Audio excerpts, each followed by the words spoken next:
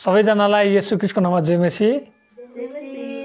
आउनुहोस् हामी आज हाम्रो बाइबल अध्ययनमा जानेछौँ। हामी आज मिकाको पुस्तकबाट हेर्न लागेका छौँ। आज हामी मिकाको 1 अध्यायदेखि लिएर 16 पदसम्म हेर्नेछौँ। त्योभन्दा अगाडि हामी केही गीतद्वारा हाम्रो परमेश्वरलाई महिमा दिनेछौँ।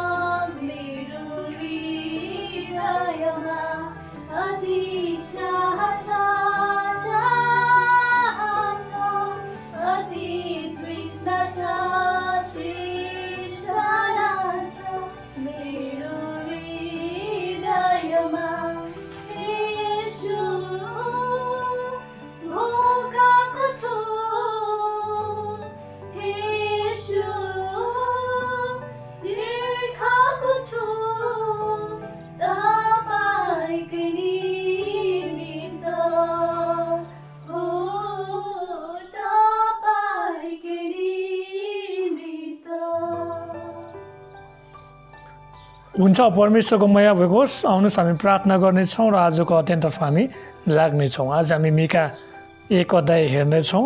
मिकाको अर्थ यहोवा भन्ने कुरा हामी थाहा गर्न सक्छौँ, होइन? मिकाको अर्थ परमेश्वर, अरू को छ र भन्ने बारेमा हामी हेर्न लाग्दैछौँ।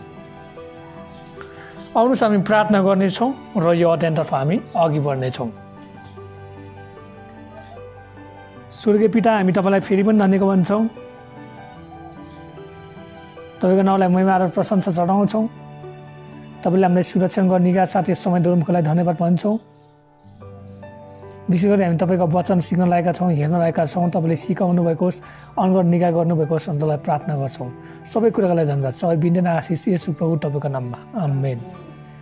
आउनुहोस् हामी मिकाको बारेमा हेर्नेछौँ। मिकाको पुस्तकमा हामीले हेर्छौँ, यहाँ भन्दछ परमेश्वर जस्तो अरू कोही छैन भन्ने विषयमा हामी हेर्दैछौँ, है?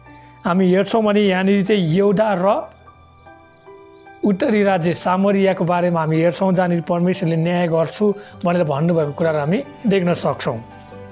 हामीले सुरुमै 1 पदमा हेर्छौँ भने यहाँ भन्दछ यहुदाका राजाहरू योताम, आहाज र हिजकियाको शासनकालमा मोरेसतमा बस्ने मिकाका आएको परमप्रभुको वचन, यो दर्शन जो तिनले सामरिया यरुशलेमको विषयमा देखेका थिए भन्दछ। हामी यसमाथि विस्तृत जानकारीहरू पाउन सक्छौँ। यसको हामी परिचय नै यहाँ पाउन सक्छौँ भनेको हामी थाहा गर्न सक्छौँ। अनि त्यही भएर म तपाईँलाई अनुरोध गर्न चाहन्छु, 1 देखि लिएर यहाँ 16वटा पद छ, तपाईँले पढिदिनु हुन म तपाईँलाई अनुरोध गर्न चाहन्छु।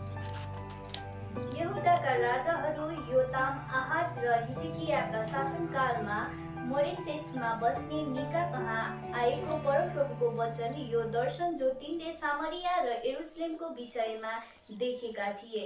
हे जाति जातिका मानिस हो, तिमीहरू सबैले सुन। हे पृथ्वी र त्यसमा भएका सबै ध्यानसित सुन कि परमप्रभु आफ्नो पवित्र मन्दिरबाट परमप्रभु परमेश्वर नै तिमीहरूका विरुद्धमा साक्षी हुन्। हेर, परमप्रभु आफ्नो वासस्थानदेखि आउँदै हुनुहुन्छ। उहाँ तल ओर्लनुहुन्छ र पृथ्वीका उच्च स्थानहरूमा टेक्नुहुन्छ। आगोमा मैन पक्रे जस्तै र भिरालो ठाउँबाट पानी बगेझै कि पर्वतहरू उहाँको चरण मुनि पग्लन्छन् र उपत्यकाहरू टुक्रिन्छन्। यी सबै याकुबको अपराधको कारण र इस्राएलका घरनाका पापको कारणले गर्दा भएका हुन्। याकुबको अपराध के हो त? के यो सामरिया होइन? यहुदाको अग्लो स्थान के हो? के त्यो यरुशलेम होइन? यसकारण म सामरियालाई रोडा ढुङ्गाको थुप्रो र दागबारी लाउने ठाउँ बनाइदिनेछु। म त्यसका ढुङ्गाहरू बेसीमा फालिदिनेछु र त्यसका जगहरू नाङ्गा बनाइदिनेछु। त्यसका सबै मूर्तिहरू टुक्रै टुक्रा गरिनेछन्। त्यसका सबै मन्दिरका उपहारहरू आगोले जलाइनेछन्। त्यसका सबै मूर्तिहरूमा ध्वंस पारिदिनेछु र ती उपहारहरू वेश्याको ज्यालाबाट त्यसले सञ्चय गरेको हुनाले वेश्याकै ज्याला झै ती फेरि प्रयोग गरिनेछन्। यसै कारण म रुँदै विलाप गर्नेछु। म खाली खुट्टाले र नाङ्गै हिँड्नेछु। म झ्याली झै कराउनेछु र लाटो कोसेर झै विलाप गर्नेछु। किनकि त्यसको टाउको निको हुने छैन, त्यो यहुदासम्म आएको छ, त्यो मेरो प्रजाको ढोकासम्म पुगेको छ, अर्थात् यरुशलेमसम्म पुगेको छ। गातमा यो नसुनाओ, रुँदै नजाओ, बेथ योक्रामा धुलोका लुटलुट गर। ए साफिरमा बस्नेहरू हो, नाङ्गा र लज्जित भए निस्किजाओ। सनानमा बस्नेहरू बाहिर आउने छैनन्। बेत एजेल शोक गर्दैछ, त्यसको रक्षा गर्ने ठाउँ तिनीहरूलाई लगिएको छ। मारतमा बस्नेहरू दुखाइले छटपटाइरहेछन्, किनभने यरुशलेमको मूल ढोकासम्म परमप्रभुका विपत्ति आएको छ। हे साकिममा बस्नेहरू हो, घोडाको दल रथमा कस। सियोनकी छोरीले तिम्रो पापको सुरु तिनीहरू नै थियो, किनकि इस्राएलका अपराधहरू तिनीहरूमा नै भेटाइए। यसकारण मेरेसेत गादका बिदाका उपहारहरू तिमीले दिनेछौ। अब्जिबको नगर इस्राएलका राजाहरूलाई धोका दिने प्रमाणित हुनेछ।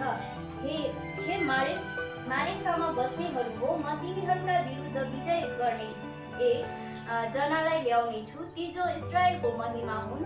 अदुल्लामा आउनेछन्। आफ्ना प्यारा बालकहरूका निम्ति तिमीहरूको केश शोकमा मुण्डन गर, सबै कपाल मुडाएर गिद्धजै बनाओ, किनकि तिनीहरूका बालकहरू तिनीहरूबाट निर्वासनमा लगिनेछन्। हुन्छ, धन्यवाद। हामी मिकाको पुस्तकको हामी छोटो परिचयतर्फ लाग्नेछौँ र त्यस पछाडि हामी हाम्रो सम्पूर्ण पदहरूलाई हामी व्याख्या गर्नेछौँ। हामी हेर्छौँ भने मिकाले सबै राष्ट्रहरूसँग परमेश्वरबाट सन्देश बोल्ने काम गरे। हामी मिकाको पुस्तकको बारेमा छोटो परिचय हेर्नेछौँ। मानिस हो, प्रभुले तपाईँ र मलाई दया गर्न चाहनुहुन्छ भन्ने कुरा यहाँ भन्दछ। परमप्रभुले तपाईँलाई जे चाहनुहुन्छ त्यो यहाँ हामी देख्न सक्छौँ। अरू मानिसहरूसँग निष्पक्ष हुनुहोस् भनेर परमेश्वर भन्नुहुन्छ। दयालु प्रेमी हुनुहोस् भनेर भन्नुहुन्छ। नम्र भई तपाईँको परमेश्वरसँग बस्नुहोस् भनेर उहाँले भन्नुहुन्छ। मिका 6:8 हामी हेर्छौँ भने त्यही कुरा थाहा गर्न सक्छौँ है। मिका 6:8 के भन्दछ हामी हेर्नेछौँ। मिका 6:8 म आफै पढ्नेछु। मिका 6:8 भन्दछ, हे मानिस, जे असल छ त्यो उहाँले तँलाई देखाउनु भएको छ र परमप्रभुले तँबाट के चाहनुहुन्छ, केवल यति ठिकसित काम गर्नु र कृपालाई प्रेम गर्नु र तेरा परमेश्वरसित विनम्र भएर हिँड्नु। परमेश्वरले चाहने कुराहरू हामी देख्न सक्छौँ। यहाँनिर हामी तीनवटा कुराहरू पाउन सक्छौँ। ठिकसित काम गर्नु पहिलो कुरा, दोस्रो कुरा कृपालाई प्रेम गर्नु र तेस्रो कुरा चाहिँ विनम्र भएर हिँड्नु। यी तीनवटा कार्यहरू परमेश्वरले चाहनु भएको कुराहरू हामी देख्न सक्छौँ। अनि यहाँनिर परमेश्वर दयालु हुनुहुन्छ, प्रेमिलो हुन्छ। तपाईँ र म पनि दयालु हुनुपर्छ, प्रेमिलो हुनुपर्छ भन्ने कुरा हामी थाहा गर्न सक्छौँ। यहाँ मिका को थिए भन्ने बारेमा केही तथ्यहरू हामी हेर्न लाग्दैछौँ। साना अगमवक्ताहरू मध्ये मिका पनि 6औं अगमवक्तामा पर्दथ्यो भन्ने कुरा हामी थाहा गर्न सक्छौँ है। उनी 12 साना अगमवक्ताहरू मध्ये एकजना थिए भन्ने कुरा हामी थाहा गर्न सक्छौँ। साना अगमवक्ता भनेको यो अगमवक्ता चाहिँ ठुला अगमवक्ताहरूभन्दा छोटो अगमबानी लेख्ने काम गरेका थिए भन्ने कुरा हामी थाहा गर्न सक्छौँ। ठुलाहरू येशैया, यिर्मिया, इजेकियल र दानियल पर्दथे भने मिका चाहिँ ती 12 साना अगमवक्तामध्ये एकजना अगमवक्ताको काम गरेका थिए भन्ने कुरा हामी थाहा गर्न सक्छौँ। मिकालाई मोरस्ती भनिन्छ। यो शब्दको अर्थ हो कि ऊ मोरेस्ता गाथको एक सानो गाउँमा बासिन्दा थिए, त्यहाँ बसोबास गर्दथे भन्दछ। यो यरुशलेमदेखि 22 किलोमिटर दक्षिण पश्चिममा पर्दथ्यो त्यो समयमा हामी हेर्छौँ भने।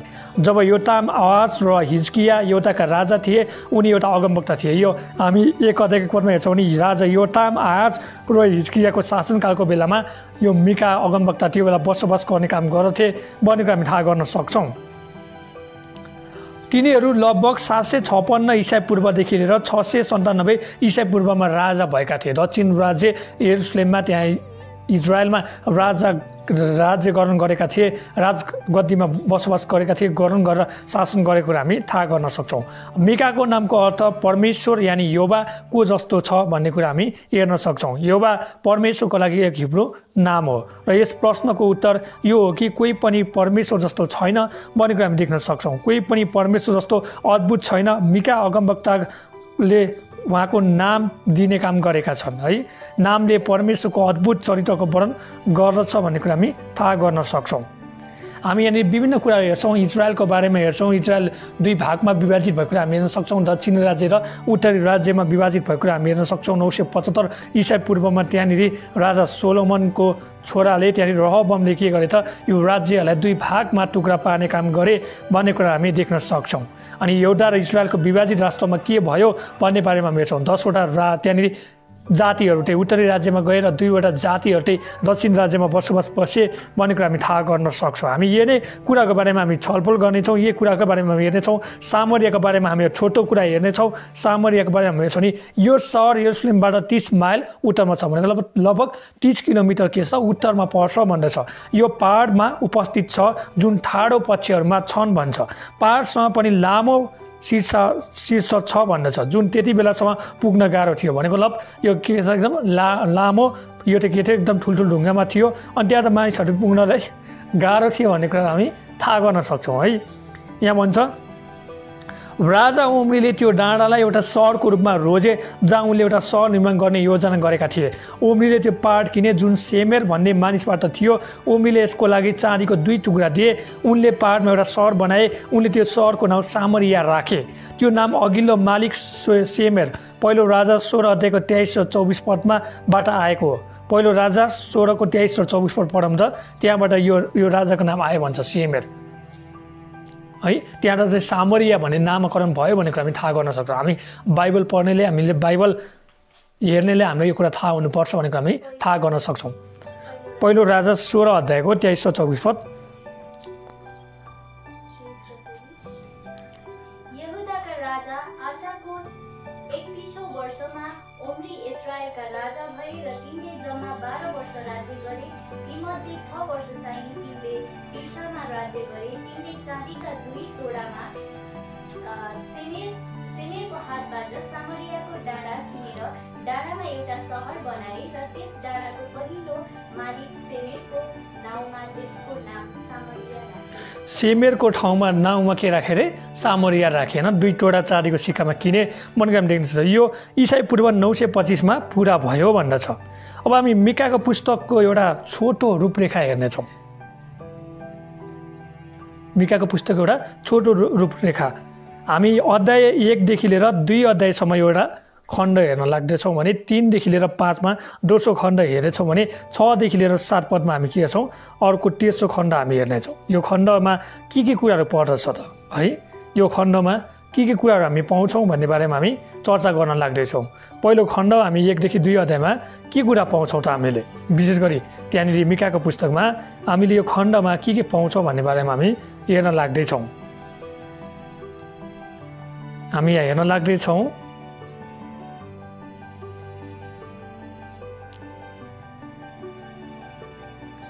यहाँ हामी हेर्छौँ यहाँनिर पहिलो खण्डमा हामी के हेर्छौँ भने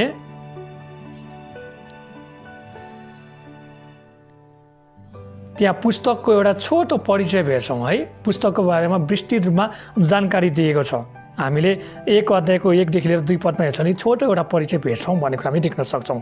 1 अध्यायको 3 देखि लिएर 2 अध्यायको 13 पदमा हामी त्यहाँनिर दण्ड र उद्धारको बारेमा हामी हेर्छौँ र 1 अध्यायको 2 देखि 16 पदमा हामी हेर्न लाग्दैछौँ जुन कुराले हामी हेर्न लाग्दैछौँ परमेश्वरले सामरिया र यहुदा दुईटालाई के गर्नुहुन्छ उहाँले दण्ड दिनुहुन्छ उहाँले सजाय दिनुहुन्छ भन्ने बारेमा हामी हेर्दैछौँ। र भोलिको दिनमा हामी के हेर्छौँ दुष्ट अगुवाहरू र दुष्ट त्यहाँनिर झुटा अगमवक्ताहरू चाहिँ उनीहरूले दुःख पाउनेछन् भन्ने हामी 2 अध्यायको 1 देखि लिएर 11 पदसम्म हामी भोलि हेर्नेछौँ भने पर्सिको दिनमा हामी 2 अध्यायको 12 देखि 13 पदमा हामी परमेश्वरले त्यहाँनिर छोडिएका सियोनमा भएका मानिसहरूलाई उहाँले फेरि ल्याउने काम गर्नुहुन्छ। जो छोडिएका थिए जो तितर-बितर भएका थिए तिनीहरूलाई ल्याएर त्यहाँनिर राज्य स्थापित गर्नुहुन्छ यरुसलेममा राख्ने काम गर्नुहुन्छ भनेको हामी हेर्छौँ पहिलो खण्डमा। दोस्रो खण्डमा हामी 3 अध्यायको 1 देखि लिएर 5 अध्यायको 15 पदसम्म के हेर्छौँ नि मिकाले झुटो अगुवाहरूलाई त्यहाँनिर दोषाउनु भएको छ र उहाँले अब के भन्छ प्रतिज्ञा गर्नुभएको छ कि अब साँच्चै नै असल राजा चाहिँ आउनुहुन्छ त्यो राजा चाहिँ प्रभु येशू ख्रीष्ट हो भन्ने कुरा हामी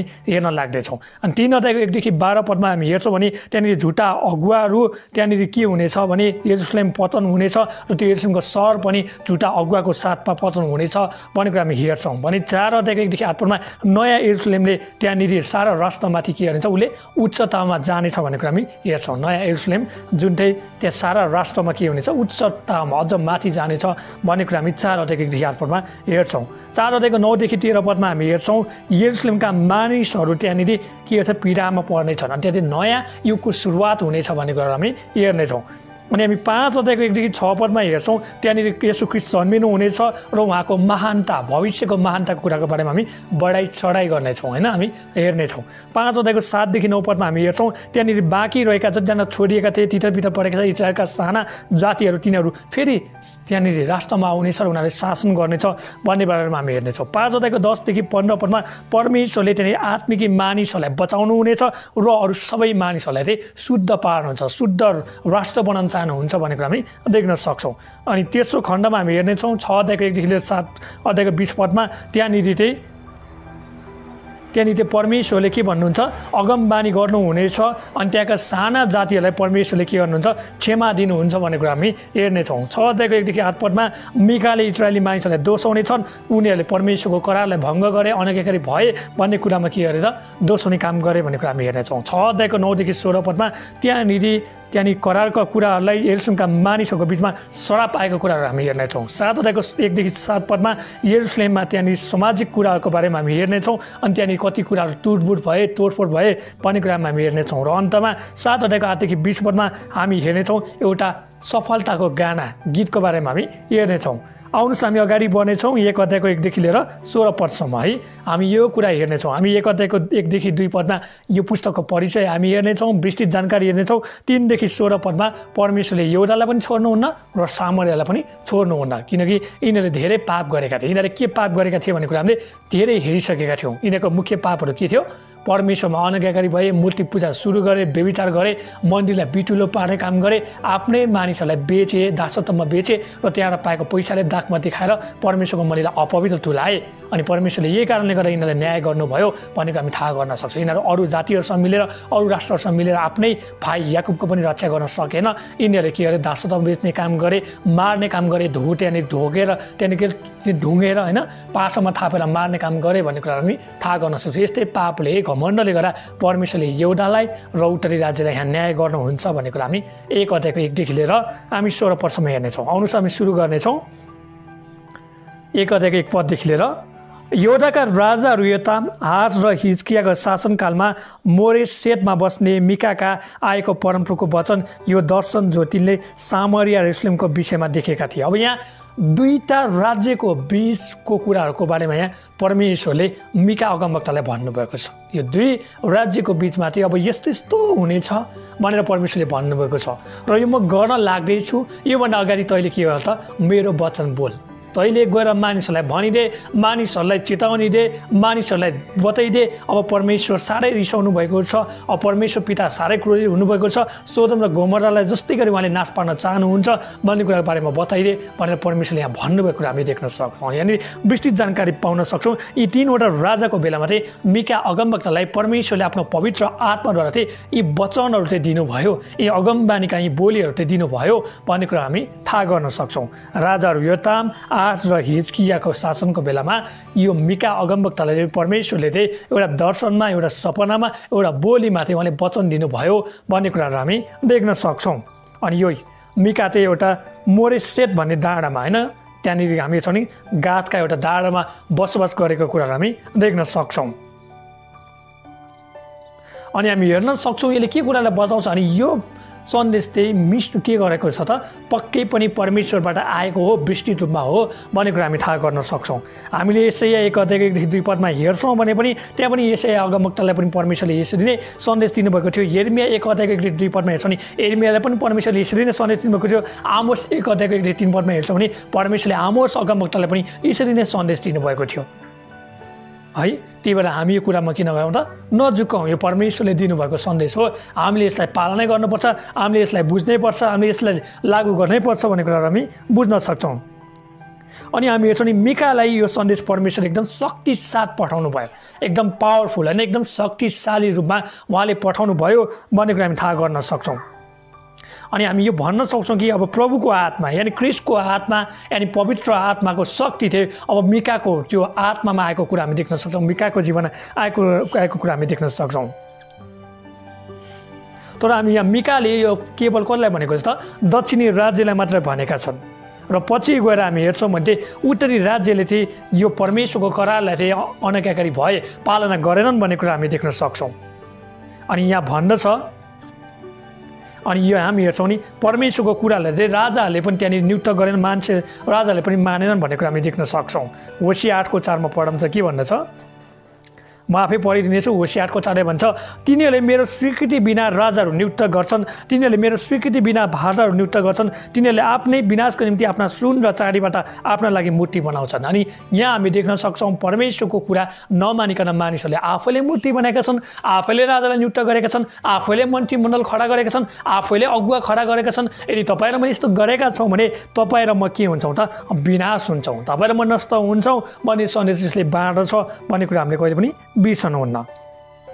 अब हामी यहाँ हेर्छौँ, अर्को कुरा हेर्छौँ, यहाँनिर परमेश्वरको वचनको सन्देश चाहिँ अब यहाँ चाहिँ यो तरिकाले चाहिँ मिकाको जीवनमा चाहिँ परमेश्वरले ल्याउनु भयो भन्ने कुराको बारेमा हामी हेर्छौँ। यहाँ एउटा चित्र देखाउनु भयो, हुनसक्छ यहाँनिर एउटा सपना देखाउनु भयो र त्यो सपनाको अर्थ पनि परमेश्वरले खोल्नु भयो भनेर हामी देख्न सक्छौँ। आज कति मान्छेले मैले यस्तो सपना देखेँ, उस्तो सपना देखेँ, दर्शन देखेँ भनेर विश्वास नगर्नुहोस्, किनकि त्यो सपनाको अर्थ खोल्न सक्दैन, दर्शनको अर्थ खोल्न सक्दैन भने त्यो परमेश्वरबाट आएको होइन भन्ने कुरा हामी थाहा गर्न सक्छौँ है। यदि परमेश्वरबाट आएको भने उसले त्यो खोल्न सक्नुपर्छ र उसले थाहा पनि हुनुपर्छ, नभए परमेश्वरले के भन्छ, मोहर लगाएर राख। दानिएललाई भने चाहिँ 70 वर्ष त्यहाँनिर हामी हेर्छौँ भने होइन, के भन्छ भने 70 त्यहाँनिर हामी हेर्छौँ भने 7 वर्षसँग के गर्छ त्यहाँनिर परमेश्वरले त्यहाँनिर 70 हप्ता पुरा नहुन्जेलसँग के गर्छ त्यहाँनिर मोहर लगाएर राख भन्ने कुरा हामी थाहा गर्न सक्छौँ। परमेश्वरले त्यसरी भन्नुहुन्छ भन्ने कुरा हामी थाहा गर्नुपर्छ। 2 पदमा हेरौँ, हे जाति जातिका मानिस हो तिमीहरू सबैले सुन, हे पृथ्वी र त्यसमा भएका सबै ध्यानसित सुन कि परमप्रभु आफ्नो पवित्र मन्दिरबाट परमप्रभु परमेश्वरले तिमीको विरुद्धमा साक्षी हुन। अब यहाँ जाति जातिका मानिसहरूले सबैले सुन्नुपर्छ भन्दछ।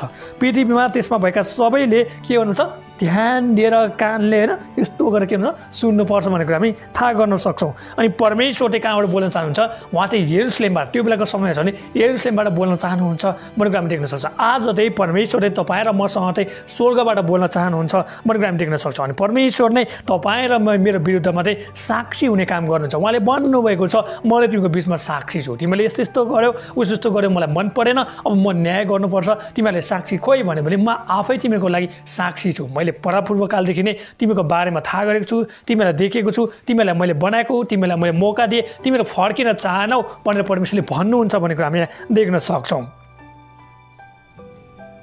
है। हामी यहाँ धेरै कुराहरू देख्न सक्छौँ। इजरायलले परमेश्वरको करार भङ्ग गरेका, इजरायलले परमेश्वरलाई आराधना नगरेका कुराहरू, इजरायलीले परमेश्वरको कुरा नसुनेर मूर्ति पूजा सुरु गरेका कुराहरू, त्यहाँ मानिसहरू बेविचारमा फँसेका कुराहरू, नराम्रा कुराहरूमा फँसेका कुराहरू, एकले अर्काको त्यहाँनिर हामी यसरी लुछा लाची गरेका कुराहरूको बारेमा हामी हेर्न सक्छौँ।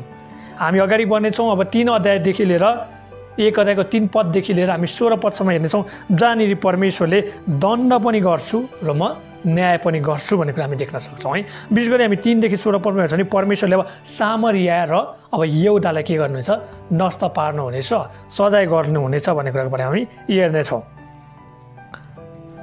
हेर परमप्रभु आफ्नो वासस्थानदेखि आउँदै हुनुहुन्छ, उहाँ तल ओर्लनुहुन्छ र पृथ्वीका उच्च स्थानमा टेक्नुहुन्छ। अब यहाँ परमेश्वरको हामी हेर्छौँ भने ख्रिस्टको पहिलो आगमनको कुराको बारेमा यहाँ भन्दछ है। हामीले दोस्रो आगमन भन्छौँ भने यो पहिलो आगमनको बारेमा हामी यहाँ देख्न सक्छौँ। ख्रिस्टको पहिलो आगमनको बारेमा हामी यहाँ फर्स्ट कमिङ अफ जिसस क्राइस्टको बारेमा हामी थाहा गर्न सक्छौँ। उहाँले भन्नुभएको छ, उहाँ के हुन्छ, वासस्थानदेखि आउनुहुन्छ, उहाँ तल ओर्लनुहुन्छ र पृथ्वीको उच्च स्थानहरूमा टेक्नुहुन्छ भन्छ। हेर्नुहोस् त, पहिलो आगमनमा उहाँले के गर्नुभयो, टेक्ने काम गर्नुभयो। दोस्रो आगमनमा उहाँले के गर्नुहुन्छ, टेक्नु पनि हुन्छ र फेरि के हुन्छ त, 2 भाग त्यहाँनिर के हुन्छ त, हामी हेर्छौँ भने 2 भागमा त्यहाँनिर विभाजित हुने काम गर्छ होइन। त्यहाँ जैतुन डाँडामा टेक्ने बित्तिकै 2 भाग चिरा पर्ने काम हामी थाहा गर्न सक्छौँ। जकरियाको पुस्तकले त्यो कुरा भनेको कुराहरू हामी देख्न सक्छौँ। र त्योभन्दा अगाडि दोस्रो आगमन नहुनुभन्दा अगाडि उहाँले बादलमा मण्डलीलाई चाहिँ लिनलाई उहाँले चाहिँ के गर्नुहुन्छ, तुरै फुकेर उहाँले बोलाउने काम गर्नुहुन्छ, एकै क्षणमा आँखाको एक निवेशमा भन्ने कुरा हामी पहिलो थेसलोनिकेको पुस्तकमा हामी थाहा गर्न सक्छौँ। पहिलो थेसलोनिके 4 अध्यायको 13 देखि लिएर 17 पदमा हामी त्यहाँ थाहा गर्न सक्छौँ है। त्यहाँनिर परमेश्वरले मण्डली उठाइलाने कुरा हामी देख्न सक्छौँ। यो बेला चाहिँ परमेश्वरले म आफ्नो पहिलो आगमन चाहिँ मेरो धरतीमा राख्छु भनेर उहाँले भन्नुभएको छ। यहाँ भन्दछ, हेर परमप्रभु आफ्नो वासस्थानदेखि आउँदै हुनुहुन्छ, परमेश्वर अब आफ्नो वासस्थानदेखि आउँदै हुनुहुन्छ, यरुशलेमदेखि आउँदै हुनुहुन्छ भन्ने कुरा यसले बताउँदैछ। र अहिलेको समयमा चाहिँ स्वर्गदेखि उहाँ आउन चाहनुहुन्छ। उहाँले म चाँडै आउँदैछु भनेर प्रकाशको पुस्तकमा 22 अध्यायमा बारम्बार भन्ने कुरा हामी थाहा गर्न सक्छौँ। उहाँ तल ओर्लनुहुन्छ र पृथ्वीको उच्च स्थानमा टेक्नुहुन्छ। उहाँ माथिदेखि के हुनुहुन्छ, तल ओर्लनुहुन्छ र पृथ्वीको उच्च स्थानमा टेक्नुहुन्छ भनेकोलाई हामी देख्न सक्छौँ। परमेश्वर के गर्नुहुन्छ, उहाँ उच्च स्थानमा टेक्न चाहनुहुन्छ भन्ने कुरा हामी देख्न सक्छौँ। यहाँ 4 पदमा हेरौँ, आगोमा मैन पग्ले जस्तै र भिरालो ठाउँबाट पानी बगे चाहिँ ती पर्वतहरू उहाँको चरणमुनि पग्लन्छन् र उत्पत्तिका टुक्रिन्छन्। हेर्नुहोस् त यहाँ के भन्दछ, अब मैले अघि भने जस्तै गरी परमेश्वरले के गर्नु, पहिला टेक्नु भयो, त्यहाँ जैतुन डाँडा के भन्छ 2 भागमा विभाजित भयो। अब त्यही डाँडामा परमेश्वरले फेरि के गर्नुहुन्छ, दोस्रो आगमनमा पनि टेक्नुहुन्छ भन्ने कुराहरू हामी थाहा गर्न सक्छौँ। यहाँ त्यही भन्दछ 5 पदमा हेरौँ, यी सबै याकुबको अपराधको कारण र इस्राएलका घरानाको पापको कारणले गर्दा भएका हुन्। याकुबको अपराध के हो त? के त्यो सामरिया होइन? यहुदाको अग्लो स्थान के हो? के त्यो यरुशलेम होइन? अब हेर्नुहोस् त यहाँनिर हामी हेर्छौँ नि परमेश्वरले 2वटा कुरा भन्नुभएको छ। 5 पदमा यहाँनिर के भनेको छ उहाँले, याकुबको अपराधको कारण इस्राएलको घरानाको पापको कारण गर्दा भएका हुन् भनेको छ। याकुबको अपराध के हो त? के त्यो सामरियाको होइन? यहुदाको अग्लो स्थान के हो? के त्यो यरुशलेमको होइन भन्छ। अब हामी हेर्छौँ भने यहाँ हेर्छौँ भने याकुबबाट के भएको थियो, परमेश्वरले इजरायल भनेर नामकरण गरेको थियो। इजरायललाई परमेश्वरले एउटै राज्य बनाउनु भएको थियो। तर हामी हेर्छौँ भने दाउदको छोरो सोलोमनको छोरो रहबमले के गरे, त्यहाँनिर 2 भागमा देशलाई टुक्राइदिए र परमेश्वर विरुद्धमा पापहरू सुरु गरे। राजाहरू त्यहाँनिर बेविचारमा फसे, नचाहिने काम गरे र परमेश्वरले तीबाट यी 2को बिचमा अब म न्याय गर्छु भन्ने भन्दै हुनुहुन्छ भन्ने कुरा हामीले नबिर्सौँ मेरा प्रियहरू। 6 पदमा हेरौँ, यसकारण म सामरियालाई रोडा ढुङ्गाको थुप्रो र दागबारी लगाउने ठाउँ बनाइदिनेछु। म त्यसका ढुङ्गाहरू बेसीमा फालिदिनेछु र त्यसका जगहरू नाङ्गा बनाइदिनेछु। त्यसका सबै मूर्तिहरू टुक्रा टुक्रा पारिनेछन्। त्यसका सबै मन्दिरका उपहारहरू आगोले जलाइनेछन्। त्यसका सबै मूर्तिहरू म ध्वंस पारिदिनेछु। ती उपहारहरू बेस्याको ज्यालाबाट त्यसले सञ्चय गरेको हुनाले बेस्याकै ज्यालाहरू चाहिँ ती फेरि प्रयोग गरिनेछन्। हेर्नुहोस् त परमेश्वरले के भन्नुभएको छ, म यहुदालाई पनि म उत्तरी राज्य सामरियालाई पनि म नष्ट पार्नेछु। यिनीहरूले गरेको पाप मूर्ति पूजा हो, यिनीहरूले गरेको पाप व्यभिचार हो, यिनीहरूले गरेका पाप नचाहिने कुराहरू हो। त्यो र म यिनीहरूलाई के गर्नेछु, नाङ्गे झार बनाउनेछु, म यिनीहरूलाई अब खत्तम पार्नेछु भन्नेछ। आज तपाईँ र म पनि मूर्ति पूजामा फसेका छौँ भने, आज तपाईँ र म पनि व्यभिचारमा फसेका छौँ भने, यस्ता नराम्रो कुराहरूको कुलतमा फसेका छौँ भने निक्लने कोसिस गरौँ मेरा प्रियहरू, किनकि समय हुन नै निस्कौँ, नत्र भने क्रिस्टले तपाईँ र मलाई पनि के गर्नुहुन्छ, सजाय दिन उहाँ बाध्य हुनुहुन्छ भन्ने कुरा हामी नबिर्सौँ। हामीले 3 देखि 7 पदमा हेर्छौँ भने हामी यही कुरा थाहा गर्न सक्छौँ है। हामी यहाँनिर त्यही कुरा थाहा गर्न सक्छौँ। परमेश्वरले भन्नुभएको छ, म सबै यी मूर्तिहरूलाई के गर्नेछु, नष्ट पार्नेछु। यी मूर्तिहरूलाई म चकनाचुर पार्नेछु। मानिसहरूले त्यहाँनिर ठुल्ठुलो ठाउँमा गएर त्यहाँनिर पहाड पर्वत हुँदै के गरे त, मूर्ति पूजा सुरु गर्न थाले, परमेश्वर विरुद्धमा नराम्रो कामहरू गर्न थाले भन्ने कुरा हामी थाहा गर्न सक्छौँ। दोस्रो राजा 18को 1 देखि 6 पदमा पढौँ, म आफै पढिदिनेछु। दोस्रो राजा 18को 1 देखि 6 पदमा, इजरायलका राजा एलाका छोरा होसियाको 300 वर्षमा एउटाका राजा आहाजका छोरा हिजकियाले राज्य गर्न लागे।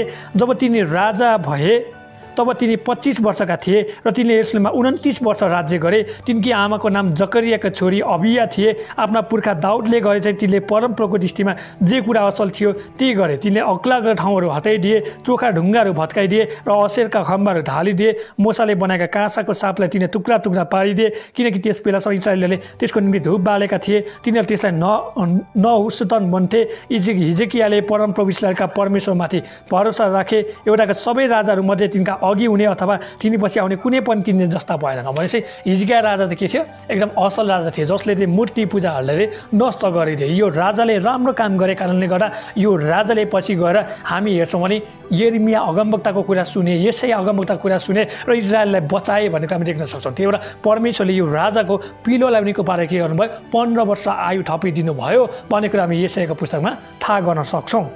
यहाँ भन्दछ परमप्रभुले मोसालाई, हामी यहाँ छौँ के भन्दछ यहाँनिर, एउटाका सबै राजाहरूमध्ये तिनका अघि हुने अथवा तिनीपछि आउने कुनै पनि तिनी जस्ता भएनन्। हिजकिया राजा जस्तोहरू कुनै पनि एउटाको असल राजा भेटेनन् भन्छन्। तिनी परमप्रभुको भक्त भइरहेर उहाँको पछि लाग्न छोडेनन्। परमप्रभुले मोसालाई दिनुभएको आज्ञाहरू तिनले पालन गरे। हेर्नुहोस् त, यो राजाले के गरे त, परमेश्वरमा भक्तिमा रहे अनि परमेश्वरमा लागिरहे, परमेश्वरलाई छोडेनन् र परमेश्वरले 10 आज्ञा मूसाद्वारा जुन कुरा भन्नुभएको थियो यो राजालाई पालना गरे भन्छ। आज तपाईँ र म पनि परमेश्वरको के गरौँ त भक्तिमय जीवनमा जिउँ। हाम्रो जीवनमा जस्तो कष्ट पीडा आपद आए पनि क्रिस्टलाई नछोडौँ भनेर म तपाईँलाई यो के गर्न चाहन्छु, एउटा उत्साह दिन चाहन्छु भनेर म तपाईँलाई भन्न चाहन्छु। आउनुहोस् हामी अगाडि बढ्नेछौँ। आत्मपददेखि लिएर हामी अगाडि बढ्नेछौँ। आत्मपददेखि लिएर हामी 13 पदसम्म हेर्नेछौँ। यसै कारण म रुँदै बिलाप गर्नेछु, म खाली खुट्टाले नाङ्गै हिँड्नेछु, म स्याल चाहिँ कराउनेछु र लातो कोसेर चाहिँ बिलाप गर्नेछु। हेर्नुहोस् त यहाँनिर परमेश्वरले अगमवक्ताद्वारा के भने हुन्छ, म रुँदैछु, म बिलाप गर्दैछु भनेर भन्नुहुन्छ है। किन उहाँले यो कुरा भन्नुभयो त भनेर हामी देख्न सक्छौँ। यो इजरायलमा यी दुई राज्यले के गरे, साह्रै परमेश्वरको विरुद्धमा पाप गरे, परमेश्वरको विरुद्धमा नराम्रा कामहरू गरे। त्यही र परमेश्वरले के भन्नुहुन्छ, म तिमीहरूको अवस्था हेरेर रुन लागिरहेको छु, म तिमीहरूको अब दयनीय अवस्था हेरेर म छटपटिरहेको छु, म के गरौँ कसो गरौँ भइरहेको छ भनेर परमेश्वरले के भन्नुभयो, मिका अगमवक्ताद्वारा भन्नुभयो भन्ने कुरा हामी देख्न सक्छौँ है। यी 12 अगमवक्ता मध्ये 6औं नम्बरमा मिका अगमवक्ता पर्छ भन्ने कुरा हामीले नबिर्सौँ। साना अगमवक्ताहरू मध्ये है हामी हेर्छौँ भने। अनि परमेश्वरले भन्नुहुन्छ, यसै कारण म रुँदै बिलाप गर्नेछु, म खाली खुट्टाले र नाङ्गै हिँड्नेछु। हेर्नुहोस् त परमेश्वरले के भन्नुहुन्छ, मेरो हृदय मेरो जीवन चाहिँ के भएको छ, तिमीहरूले गर्दा तस नस भएको छ, अब मलाई त के छ त साह्रै गाह्रो छ भनेर परमेश्वरले भन्नुहुन्छ। म स्याल चाहिँ कराउने छु र लातो कोसेर चाहिँ बिलाप गर्नेछु। स्यालले के छ, कराएर मान्छेले दिक्क बनाउँछ नि, लातो कोसेर के हुन्छ उसलाई केही पनि थाहा हुन्न, राति मात्रै के छ त्यसले है, राति मात्रै चनाखो हुन्छ उनी नै हो हुन्छ नि। हामी हेर्छौँ भने लातो कोसेर भनेको लाडो जस्तो हुन्छ, उसलाई केही थाहा हुन्न अनि मौन बसेर बिलाप गर्छ भन्ने कुरा हामी देख्न सक्छौँ। 9 पदमा हेरौँ, किनकि त्यसको घाउ निको हुने छैन। परमेश्वरले भन्नुभएको छ त्यसको घाउ के हुन्न, निको हुने छैन। आज तपाईँको घाउ पनि निको हुन चाहनुहुन्छ भने क्रिस्टलाई तपाईँले विश्वास गर्नै पर्ने हुन्छ, क्रिस्टलाई तपाईँले पाउन पर्ने हुन्छ र तपाईँले क्रिस्टमा पश्चाताप गर्न पर्ने हुन्छ। यदि परमेश्वरको इच्छा योजना छ र तपाईँमा त्यो कहिले पनि निको नभएको घाउ छ भने क्रिस्टले तपाईँको घाउलाई निको पार्न चाहनुहुन्छ, मलमपट्टि लाउन चाहनुहुन्छ र तपाईँलाई उहाँले एउटा असल चिकित्सक भएर निको पार्न चाहनुहुन्छ भन्ने कुरा हामी देख्न सक्छौँ। त्यो एउटा हाम्रो प्रभु येशू डाक्टरका डाक्टर पनि उहाँ चाहिँ महान चिकित्सक हुनुहुन्छ भन्ने कुरा हामीले नबिर्सौँ। यहाँ 9 पदमा हेरौँ, किनकि त्यसको घाउ निको हुने छैन, त्यो एउटा समय आएको छ, त्यो मेरो प्रजाको ढोकासँग पुगेको छ, अर्थात् यरुशलेमसम्म पुगेको छ। हेर्नुहोस् त परमेश्वरले के भन्छ, यति धेरै पाप गरिसक्यो, यति धेरै नराम्रा कुरा गरिसक्यो, यति धेरै बेविचार गरिसक्यो, म त सहन नसक्ने भइसकेको छ, मैले अब यहुदालाई नष्ट पार्नै पर्छ भनेर परमेश्वरले भन्नुभएको छ। अब यहाँ हामी हेर्छौँ भने मिका अगमवक्ता चाहिँ परमेश्वरको कुरा सुन्नु भएको छ र यहाँ परमेश्वरले आफ्नो हृदयको कुरा बताउनु भएको छ र मिका अगमवक्ताले के गर्छ, रुने काम गरेको छ है, परमेश्वरको न्यायको कुरालाई सम्झेर रुने काम गरेको छ र परमेश्वर पनि यसरी रुन चाहनुहुन्छ। अब तिमीहरू परमेश्वरलाई रुवाउन चाहन्छौ कि तिमीहरू परमेश्वरलाई खुसी बनाउन चाहन्छौ, ल भन त, मेरो मन रोएको जस्तै गरी परमेश्वरको मन रोएको जस्तै गरी तिमीहरूको मन पनि रुनुपर्छ भनेर यहाँनिर परमेश्वरले यहाँनिर यो माफ गर्नु होला मिका अगमवक्ताद्वारा त्यहाँनिर इजरायलीहरूलाई त्यो दुई राज्यलाई भनेको कुरा हामी थाहा गर्न सक्छौँ। अब हामी हेर्छौँ जसरी परमेश्वरले अनुभव गर्नुभयो मिकाले पनि त्यसरी अनुभव गर्नुभयो भनेको हामी देख्न सक्छौँ। अनि मिकाले अब यहाँनिर कुरा देख्दै थियो कि अब सामरियामा के हुँदैछ भन्ने कुरामा देख्दै थियो। अनि त्यहाँनिर अब मिकाले कुरा थाहा गरेको थियो कि त्यहाँको अवस्था कस्तो हुनेछ र मानिसहरू कस्तो आशाहीन हुनेछ, मानिसहरूको आशा हराउनेछ भन्ने कुराको बारेमा थाहा गरेका थिए भनेको हामी देख्न सक्छौँ। त्यहाँनिर अब सामरियाको समस्यालाई हल गर्नलाई कुनै पनि उपाय थिएन, मात्र क्रिस्टमा पश्चाताप गर्नुपर्ने, मात्र क्रिस्टलाई मानिलिनुपर्ने, मात्र क्रिस्टलाई स्वीकार गर्नुपर्ने, मात्र पश्चाताप गर्नुपर्ने कुराहरू हामी देख्न सक्छौँ। अनि यो परमेश्वरको न्याय के हो त एकदम निश्चित छ र यो हुन्छ र परमेश्वरले गर्नु नै हुन्छ भन्ने कुरा हामी देख्न सक्छौँ। अब यहाँ भन्न छ एकदम दुष्ट शत्रुहरूले अब सामरियालाई के गर्नेछ, विजय प्राप्त गर्नेछ है। दुष्ट शत्रुहरूले अब सामरियालाई के गर्नेछ, विजय प्राप्त गर्नेछ भनेको हामी देख्न सक्छौँ। यो कुराले त्यहाँ धेरै दुखित भए भन्दछ मिका अगमवक्ता। अनि मिका र परमेश्वर दुवै के हुनुभयो, रुने काम गर्नुभयो। अनि उहाँहरू दुवैजना के हुन्छ, स्याल जस्तै गरेर लातो कोसेरो जस्तै गरेर के रुने र बिलाप गर्ने काम गरे भनेको हामी देख्न सक्छौँ। अब यहाँ स्यालको कुरा के गर्छ भने यो स्याल के छ, समूह समूहमा चाहिँ हिँड्ने काम गर्छ अरे है, हिँड्ने कराउने गर्छ अरे। अनि यिनीहरू चाहिँ रुने अनि के गर्छ त एकदम दुखित हुने काम गर्छ अरे स्यालहरू चाहिँ। अब यो हामी हेर्छौँ लाटो कसेर हामी हेर्छौँ भने के लेख्छ यिनीहरू उड्न सक्दैनन् भन्छ, यिनीहरू कुद्न सक्दैनन् भन्छ। हाम्रो यहाँ लाटो कसेर लेखेको छ, हाम्रो अङ्ग्रेजी बाहिर भनेको छ अस्टिच भनेको छ। अस्टिच भनेको लाटो कसेर हो त होइन है। यहाँनिर हामी छौँ यहाँ अनुपातमा के छौँ गल्ती भेटाएका छौँ है। यहाँ लाटो कोसेर होइन, यहाँनिर अस्टिच भन्छ। यो अस्टिचले उड्न पनि सक्दैन कुद्न पनि सक्दैन अरे। त्यहाँको मानिसको अवस्था पनि त्यस्तै हुन्छ। परमेश्वरले भनेको छ तिमीहरू अब उड्न पनि सक्दैनौ, या त भाग्न पनि सक्दैन, कुद्न पनि सक्दैन। तिमीहरूको अवस्था देखेर, तिम्रो आशाहीन भएर देखेर मेरो मन रोएको छ, मेरो हृदय दुखेको छ, म एकदम वेदनामा पोखिएको छु भनेर परमेश्वरले चाहिँ यो यहाँनिर मिका अगमवक्ताद्वारा चाहिँ इजरायलीहरूलाई त्यो सन्देश सुनाउनु भएको कुरा हामी देख्न सक्छौँ। आज परमेश्वरले तपाईँलाई मलाई पनि त्यस्तो भन्नुभएको छ भने हामी तुरुन्तै पश्चाताप गरौँ। हामी मूर्तिको कुरालाई छोडौँ, बेविचारको कुरालाई छोडौँ, परमेश्वरको विरुद्धमा नजाउँ भन्ने कुराहरू हामीले सम्झाउनु पर्छ है। यहाँनिर हामी हेर्छौँ भने त्यही कुरा देख्न सक्छौँ। अनि यो पाप भनेको एउटा यस्तो रोग हो जो के छ त उत्तरी राज्यबाट अब सर्दै सर्दै बग्दै बग्दै बग्दै बग्दै हिँडेर कहाँ आइपुगेको छ त दक्षिणी राज्यमा आएको छ। यो पापले गर्दा अब परमेश्वरले के भन्नुभएको छ, म अब सारा यरुशलेमलाई खत्तम पार्नेछु। सारा यरुशलेमले अब पापी भइसकेको छ, यिनीहरूलाई बाँच्नको लागि अब कुनै औचित्य छैन, म यिनीहरूलाई मारेर छोड्छु, म यिनीहरूलाई न्याय गर्छु भनेर परमेश्वरले भन्नुभएको कुरा हामी देख्न सक्छौँ। हामी अगाडि बढ्नेछौँ 10 पदमा। गादमा यो नसुनाऊ, रुँदै नरो, बेट ओप्रामा धुलोमा लुटपुट गर। 10 पदमा हेर्नुहोस् त, गातामा होइन, गातामा यो नसुनाऊ, रुँदै नरो, बेट ओप्रामा धुलोमा लुटपुट गर भन्छ। बेट ओप्राको अर्थ के हो, धुलोको घर रे। बेट ओप्राको अर्थ के हो त, धुलोको घर। अब परमेश्वरले यो कुरा किन भन्नुभयो भने तपाईँलाई प्रश्न आउन सक्छ, किन थाहा छ? यो ठाउँमा को थियो त? मिका अगमवक्ता बसोबास गर्थ्यो, जसले परमेश्वरको बारेमा सुनाइरहेका थिए, जसले परमेश्वरको बारेमा भनिरहेका थिए। हुनसक्छ परमेश्वरले त्यो ठाउँलाई के गर्नुभयो, उहाँले न्याय गर्ने काम गर्नु भएन भन्ने कुरा हामी देख्न सक्छौँ। हामी 10 पदमा हेर्छौँ भने यहाँ के भन्दछ भने मिकाले अब असुरीको सिपाहीहरूको बारेमा सोच्दैछन् रे, किनकि परमेश्वरले के गर्न चाहनुहुन्छ, असुरीलाई पठाएर चाहिँ अब यो राज्यलाई के गर्न चाहनुहुन्छ, उहाँले नष्ट पार्न चाहनुहुन्छ है। उहाँले अब पासी गर्न चाहनुहुन्छ। कहिले आक्रमण गरे त 722 ईसा पूर्व र 721 ईसा पूर्वमा गऱ्यो भने अर्को 586 ईसा पूर्वमा के गरे, परमेश्वरले शत्रु पठाएर आक्रमण गर्ने काम गर्नुभयो भनेर हामी देख्न सक्छौँ। त्यही भएर के भन्छ, त्यो ठाउँका मानिसहरूले रुने काम नगर, त्यहाँका मानिसहरूले के नहो त त्यहाँ चाहिँ भन्ने काम नगर। यिनीहरूलाई भन्यो भने यिनीहरूले अब कसरी त्यहाँ विरुद्धमा आउँछन् भनेर परमेश्वरले भन्नुहुन्छ। हामीले हेर्छौँ भने यो मिका अगमवक्ता पनि त्यही ठाउँबाट आएको कुराहरू हामी देख्न सक्छौँ। अब हामी हेर्छौँ भने यो मिकाको घर कहाँ थियो त, मोरिसेत भन्ने गातमा थियो अरे। 14 पदमा हामी हेर्छौँ भने त्यहाँनिर भेट्न सक्छौँ है। अब हामी हेर्छौँ नि 701 ईसा पूर्वमा के भयो, हामी छ सेनाचेरिबले चाहिँ यहाँनिर चाहिँ यरुशलेममा आएर 46वटा सहरलाई चाहिँ कब्जा गरेर। हेर्नुहोस् त 701 मा हामी हेर्छौँ भने यो के गरे त, सेनाचेरिब भन्ने राजाले होइन, त्यो जसले के गरे 701 ईसा पूर्वमा आक्रमण गर्ने काम गरे भन्छ।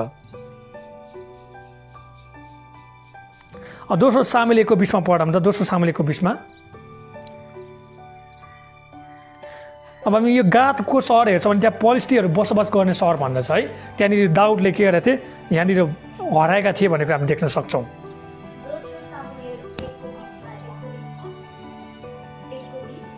दोस्रो सामुएल 1:20।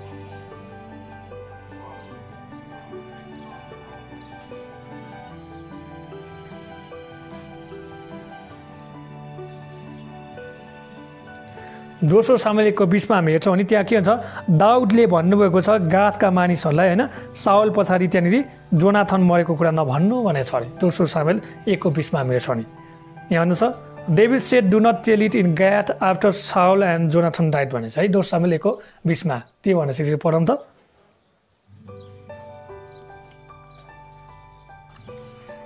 दोस्रो सामुएल 1:20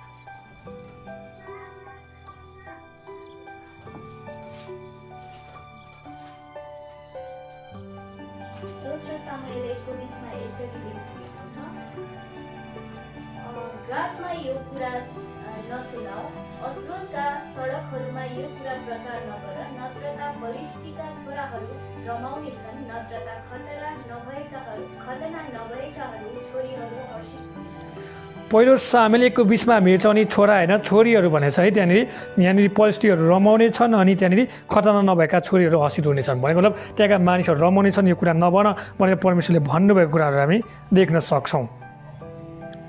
अब यो गादको सहरमा हामी हेर्छौँ भने पलिस्टीहरूले बसोबास गर्ने काम गरेको कुरा हामी देख्न सक्छौँ है। त्यहाँनिर हामी हेर्छौँ भने दाउदलाई पनि उनीहरूको के त्यहाँनिर सफलता देखेर खुसी लागेन भनेको हामी देख्न सक्छौँ र यहाँ मिकालाई पनि उनीहरूको सफलता देखेर के भएका छैन, यहाँ ऊ पनि खुसी छैन भनेको हामी देख्न सक्छौँ। परमेश्वरले असुरी पठाएर अब यहाँनिर इजरायल राष्ट्रलाई चाहिँ न्याय गर्ने काम गर्नुहुन्छ भनेको हामी भेटाउन सक्छौँ। त्यही भएर परमेश्वरले भन्नुभएको छ यहाँनिर के गर्छ, नसुनाऊ भनेर।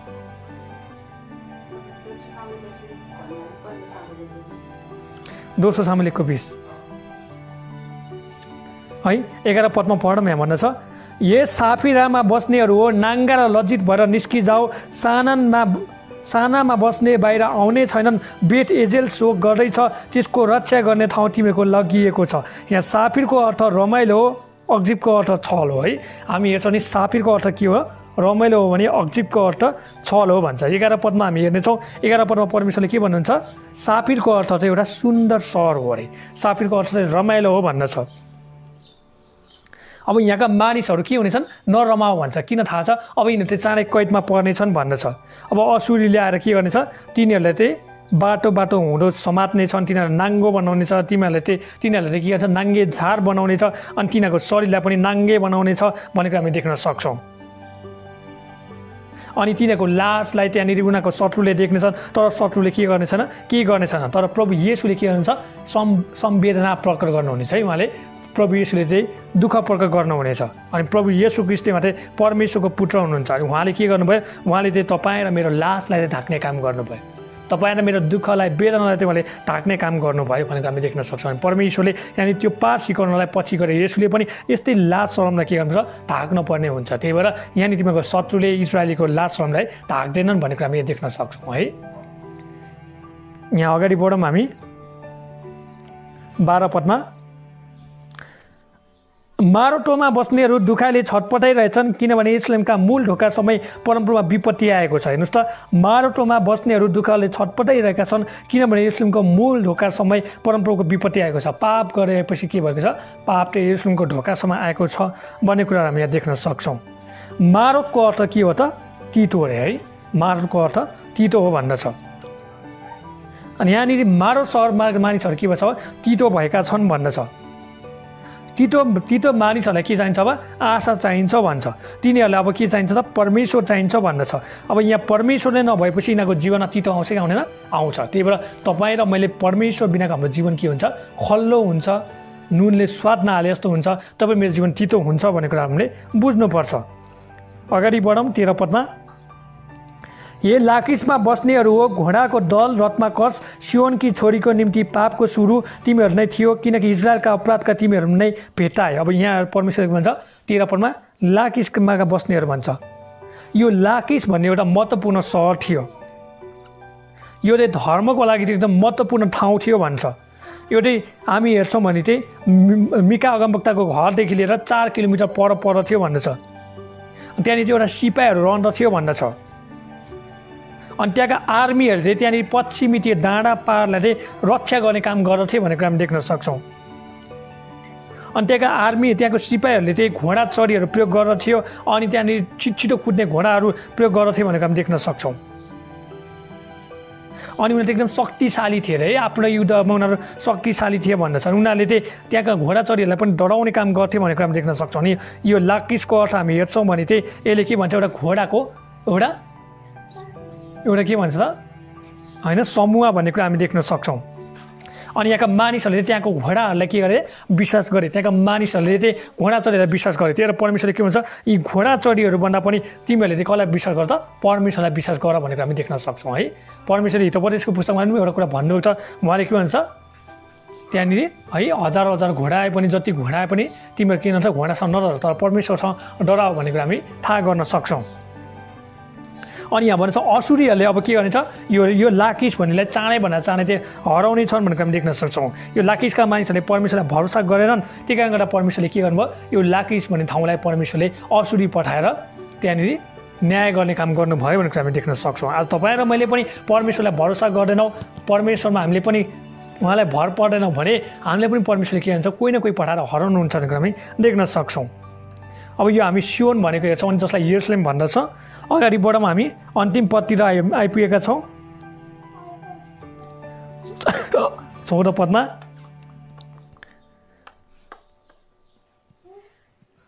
यसकारण मोरे सेत गातलाई विदाका उपहारहरू तिमीले दिनेछौ। अक्जिबको नगर इस्रायलको राजाको धोका दिने प्रमाणित हुनेछ। ये मारेसमा बस्नेहरू हो, म तिमीको विरुद्धमा विजय गर्ने एकजनालाई ल्याउने छु। तिनी जो इस्रायलको महिमा हुन् अदुलममा आउनेछन्। आफ्ना प्यारा बालकहरूको निम्ति तिमीको केश शोकमा मुडान गर। सबै कपाल मुडाएर गिद्धको झैँ बनाऊ, किनकि तिमीको बालकहरू तिमीहरूबाट निर्वासनमा लगिनेछन्। अब हामी यहाँ 14देखि लिएर 16 पदमा हेर्छौँ भने परमेश्वरले अब के भन्नुभएको छ यहाँनिर, अब असुरीले लाकिसका मानिसहरूलाई हराइसकेका छन् भन्ने कुरा हामी देख्न सक्छौँ। अनि यहाँ भन्दछ त्यहाँका राजाहरूले अब असुरीलाई के गर्नुपर्छ, उपहार तिर्नुपर्छ भन्दछ। हामी हेर्छौँ भने यहाँनिर अजीब भनेको छ होइन, अक्जिब भनेको छ, जसको अर्थ के हो, छल हो। यहाँ चाहिँ छल्ने काम गर्दछ भनेको हामी देख्न सक्छौँ। यो अक्जिबहरू अब के भएको छ, असुरीको नियन्त्रणमा छन् भनेको हामी देख्न सक्छौँ। अब यहाँ अक्जिबबाट चाहिँ यहुदी मानिसहरूले, एउटाका मानिसहरूले अब यो अक्जिबबाट चाहिँ त्यहाँ करहरू चाहिँ पाउँदैनन्, उठाउन सक्दैनन् भन्ने कुरा हामी देख्न सक्छौँ। अनि यो अक्जिब भन्ने ठाउँ के थियो, एकदम धनदायक सहर थियो भन्ने कुरा हामी देख्न सक्छौँ है। अनि यिनीहरूलाई पनि परमेश्वरले के भन्छ, यिनीहरूको धनको कारणले गर्दा न्याय गर्नुहुन्छ भन्ने कुरा हामी देख्न सक्छौँ। अनि यहाँनिर तपाईँले भेट्न सक्नुहुन्छ 15 पदमा मोरेसामा भन्ने हुन्छ। यो मोरेसाको कुरा हामी हेर्छौँ भने उनीहरूले आफ्नो के गर्छ त, मान इज्जतमा भर पर्ने काम गर्छ। अनि यिनीहरूले चाहिँ आफ्नो एउटालाई जित्ने काम गर्छन्। अनि यिनीहरूले के गर्छन् त हामी हेर्छौँ भने, अनि त्यहाँ थोरै मानिसहरू मात्रै बसोबास गर्छन् भन्छ। अनि त्यहाँ त्यति मानिसहरूले कहाँ बसोबास गर्छन् त, अदुलमको गुफामा भन्ने कुरा हामी देख्न सक्छौँ। त्यहाँनिर दाउद राजा पनि के गरेको थिए, बसोबास गरेको थिए। पहिलो सामुएल 22:1 र 2 पदमा हेरौँ त, त्यहाँ भन्छ दाउद गातबाट भागेर अदुलमको ओडारमा गए। जब तिनका दाजु र तिनका सबै परिवारले कुरा सुने, तब तिनीहरू तिनका आए। कष्टमा परेका, ऋणमा परेका, असन्तुष्ट भएका मानिसहरू प्राय 400 जना तिनका जम्मा भएर तिनीहरूको अगुवा भए। राजा दाउदलाई साउलले लखार्दा राजा दाउद कहाँ गएर लुके त, अदुलमको गुफामा गएर लुक्ने काम गरे। त्यहाँ कस्ता मान्छे आए त, कष्टमा परेका मान्छे आए, ऋणमा परेका मान्छे आए, असन्तुष्ट भएका मानिसहरू आए। तिनीहरूको सङ्ख्या कति थियो, 400 थिए। आज तपाईँहरू कष्टमा पर्नुभएको छ, ऋणमा पर्नुभएको छ, असन्तुष्टमा पर्नुभएको छ भने तपाईँ चाहिँ क्रिसमा जानुपर्छ। किनकि क्रिसले, दाउदले त्यहाँनिर जसरी त्यो समयमा मानिसहरूलाई सहानुभूति देखाए, सान्त्वना दिए, एउटा उत्साह दिएर एउटा मुक्तिको बाटो देखाए, आज क्रिसले तपाईँलाई पनि सहानुभूति दिन चाहनुहुन्छ, सान्त्वना दिन चाहनुहुन्छ, तपाईँको हृदयमा शान्ति राख्न चाहनुहुन्छ, तपाईँलाई मुक्ति दिन चाहनुहुन्छ भन्ने कुरा हामीले नभुलौँ। यहाँ अन्तिम पदमा हेरौँ, 16 पदमा के भन्दछ, आफ्ना प्यारा बालकहरूको निम्ति तिमीको केश शोकमा मुण्डन गर। सबै कपाल मुडाएर गिद्ध झैँ बनाओ, किनकि तिमीको बालकहरू तिमीहरूबाट निर्वासनमा लगिनेछन्। अब 70 वर्ष निर्वासनमा लगिने कुरा यहाँ गर्दछ। यो इजरायलले पाप गरेका कारणले गर्दा, इजरायलले परमेश्वर विरुद्धमा बागी भएको कारणले गर्दा, परमेश्वर कुरा नसुनेको कारणले गर्दा के गरे, कब्जामा परे। त्यहाँनिर 70 वर्षको निर्वासनमा परे भन्ने कुरा हामी देख्न सक्छौँ है। आज त्यो र तपाईँ र मलाई पनि परमेश्वरले यो कब्जामा पार्न चाहनुहुन्न। तपाईँ र मैले गरेका पापहरू हामीले के गर्नुपर्छ, स्वीकार गर्नुपर्छ। अधर्म हामीले स्वीकार गर्नुपर्छ। हामीले जति पनि पुरानो करारमा हेर्छौँ, परमेश्वरले खालि के भन्नुभएको छ, न्यायको कुरा गर्नुभएको छ, क्रोधको कुरा गर्नुभएको छ, व्यवस्थाको कुरा गर्नुभएको छ, र त्यहाँ चाहिँ जीवन छैन भन्ने कुरा देखाउनु भएको छ। तर नयाँ करारमा आएर छ नि, येशू प्रभुले अनुग्रहको कुरा गर्नुभयो, सत्यताको कुरा देखाउनु भयो, जीवनको कुरा देखाउनु भयो, उहाँले प्रेम गर्छु भन्ने कुरा देखाउनु भयो। पनि हामी बुझ्नुपर्छ। जतिखेर हामी पुरानो करा पढ्छौँ, हामीले पश्चातापको प्रार्थना गर्नै पर्छ। किनभने हामीलाई परमेश्वरले कुरा देखाउनुहुन्छ कि विगतको दिनमा हामी पनि पापी थियौँ है। हामी पनि एक समय के थियो, व्यभिचारी थियौँ। हामी पनि एक समय मूर्ति पूजक थियौँ। हामी पनि एक समय परमेश्वर विरुद्धमा बागी भएका थियौँ। आज इजरायलीहरूले पनि त्यो कारणले गर्दा परमेश्वरले न्याय गर्नुभयो। आज तपाईँ र मलाई पनि परमेश्वरले न्याय त गर्नुहुन्न, तर पनि हामीले प्रार्थना चाहिँ गर्नुपर्छ। किनकि हाम्रै कारणले गर्दा के कुरा त्यस्तो भएको छ नि, परमेश्वरले बचाउनुहुन्छ भन्ने कुरा हामीले बुझ्नुपर्छ। आउनुहोस् हामी अन्तिम प्रार्थना गर्नेछौँ र हामी यो वचनलाई होइन, यो अध्ययनलाई हामी यहीँ अन्त गर्नेछौँ। स्वर्गीय पिता, हामी तपाईँलाई फेरि पनि धन्यवाद भन्छौँ। तपाईँको नाउँलाई महिमा र प्रशंसा चढाउँछौँ। वचनहरू धेरै गाह्रो थिए प्रभु, कति तपाईँको छोराछोरीले बुझेनन् भने तपाईँ आफै शक्ति पठाइकन, तपाईँको पवित्र आत्माको शक्ति पठाइकन बुझाउनु भएको होस् भन्नलाई प्रार्थना गर्छौँ प्रभु। हामीले कुनै पनि गल्ती गरेका छौँ, अधर्म गरेका छौँ, पाप गरेका छौँ भने प्रभु तपाईँलाई क्षमा गर्नुभएको होस्। जसरी तपाईँले इजरायलका ती 2 राज्यलाई नष्ट गर्नुभयो, हामीले नष्ट नगर्नुभएको होस् र तपाईँको इच्छा छैन भन्ने कुरा हामीले जानेका छौँ र हामीले पाप गर्नलाई पनि तपाईँले हामीलाई प्रभु त्यो उत्साह नदिनु भएको होस् भनेर प्रार्थना गर्छौँ। हामीले पाप गर्नदेखि तपाईँले जोगाउनु भएको होस् र कसैले पाप गर्छ भने पनि त्यहाँ उत्साहित हुने कुराहरू नभन्नुभएको होस् र कसैको हृदयमा त्यो कुरा नआएको होस् भनेर प्रार्थना गर्छौँ। त्यस्ता उत्साहको कुरा पाप गर्नको निम्ति तपाईँबाट आउँदैन, अन्धकारको शक्तिबाट आउँछ भन्ने कुरा मान्छेले बुझेको होस् भनेर प्रार्थना गर्छौँ। तपाईँबाट पवित्र आत्माको शक्ति आउँछ र तपाईँले प्रेम, आत्मा शान्ति, आत्मा स्वयंको आत्माहरू दिनुहुन्छ भने तपाईँलाई प्रार्थना गर्छौँ प्रभु। तपाईँले जोगाउनुहोस्, तपाईँले बचाउनुहोस्, भलाइ गर्नुभएको होस् भनेर प्रार्थना गर्छौँ प्रभु। तपाईँले सहायता गर्नुहोस्। सबै कुराको लागि धन्यवाद। सबै बिन्ती आशिष येशू प्रभु तपाईँको नाममा, आमेन। सबैलाई जय मसीह।